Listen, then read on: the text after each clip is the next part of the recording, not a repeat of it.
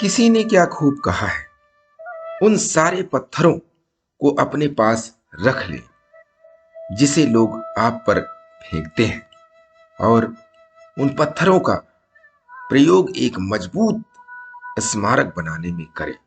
नमस्कार दोस्तों, मेरा नाम प्रेम प्रकाश पांडे है। आज अपने चैनल पर एक नई बेहतरीन प्रेरणादायक कहानी लेकर के आया हूं। दोस्तों, आज की कहानी से हम सीखेंगे कि अगर हमारा नेतृत्व अच्छा नहीं है, समझदारी नहीं है, तो अच्छा खासा चलता हुआ काम खराब हो जाता है। तो चलिए, चैनल को सब्सक्राइब नहीं किया है, सब्सक्राइब कर लीजिए और सुनते हैं आज की कहानी, जिसका शीर्षक है मेहनती चींटी की कहानी।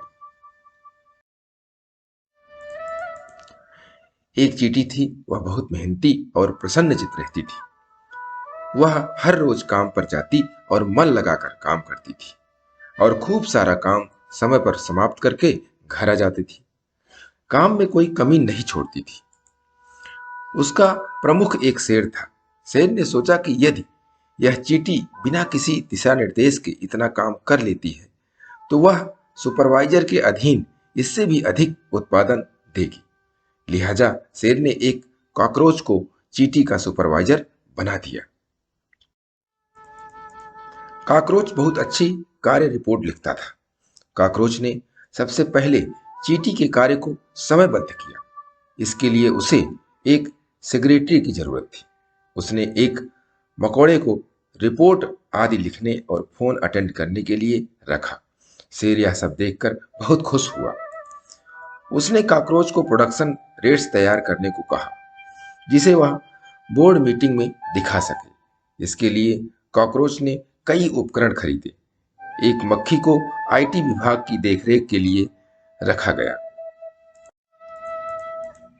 इस सबसे चींटी को बहुत कम समय मिलता काम करने के लिए, क्योंकि उसका कीमती वक्त कागज काले करने में बेकार जाने लगा।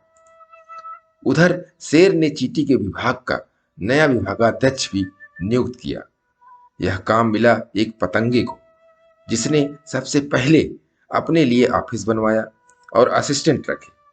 अब वह विभाग जहां चींटी काम करती थी, एक गपसप स्थान बन चुका था।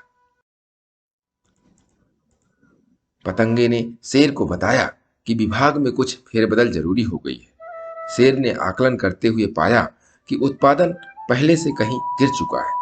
इसीलिए उसने एक उल्लू को ऑडिट करने के लिए रखा। उल्लू ने 3 माह बाद अपनी रिपोर्ट दी कि डिपार्टमेंट ओवर स्टाफ्ड हो गया है। लिहाजा शेर ने सबसे पहले चींटी को निकाल दिया और उस पर इल्जाम लगाया काम चोरी का। दोस्तों, कहानी बताती है कि एक कर्मठ कर्मचारी पर यदि बेवजह मानसिक बोझ लादा जाता है, तो नतीजा हमेशा नकारात्मक रहता है। जो व्यक्ति काम करने वाला होता है, उसे और बेवजह किसी और चीज में न उलझाए। लीडर का काम यही होता है और यह नियम हर जगह लागू होता है।